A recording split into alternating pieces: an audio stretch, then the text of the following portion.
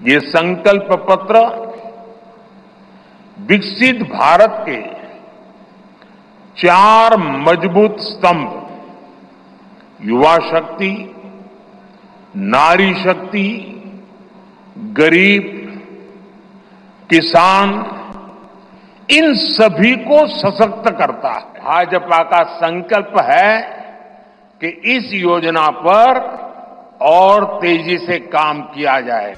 कांग्रेस का न्याय पत्र, सपा का मांग पत्र और अब भाजपा का संकल्प पत्र घोषित हो चुका है और इस बार भाजपा संकल्प पत्र को मोदी की गारंटी का नाम दिया गया है।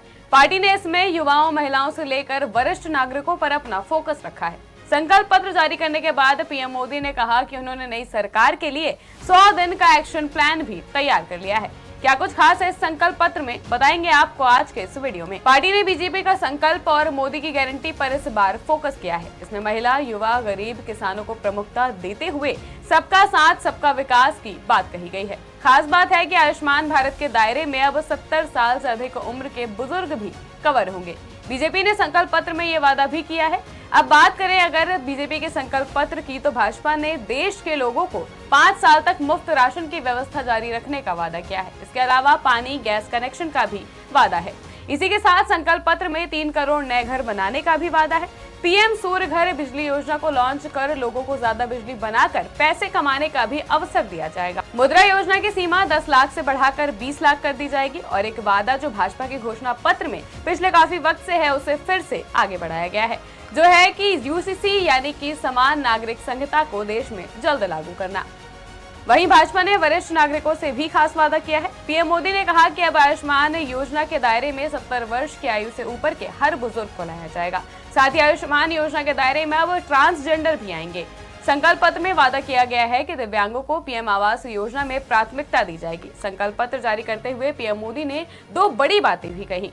पीएम ने कहा कि हम देश में 1 नेशन 1 इलेक्शन को लागू करने पर कदम बढ़ाएंगे और आगे भी भ्रष्टाचारियों पर सख्त कार्रवाई जारी रखेंगे। महिलाओं को साधना भाजपा की रणनीति रही है, इसलिए संकल्प पत्र में उनके लिए भी खास योजनाएं हैं। पार्टी ने कहा कि उन्होंने पहले 1 करोड़ ग्रामीण महिलाओं को लखपति दीदी बनने के लिए सशक्त बनाया, अब वो 3 करोड़ ग्रामीण महिलाओं को लखपति दीदी बनने के लिए सशक्त बनाएंगे। वहीं महिलाओं के स्वास्थ्य को लेकर संकल्प पत्र में कहा गया है कि महिलाओं के लिए स्वस्थ जीवन सुनिश्चित करते हुए एनीमिया, स्तन कैंसर, सर्वाइकल कैंसर और ऑस्टियोपोरोसिस की रोकथाम और कमी पर केंद्रित मौजूदा स्वास्थ्य सेवाओं का विस्तार किया जाएगा। यानी कि सर्वाइकल कैंसर को खत्म करने के लिए एक केंद्रित पहल शुरू की जाएगी।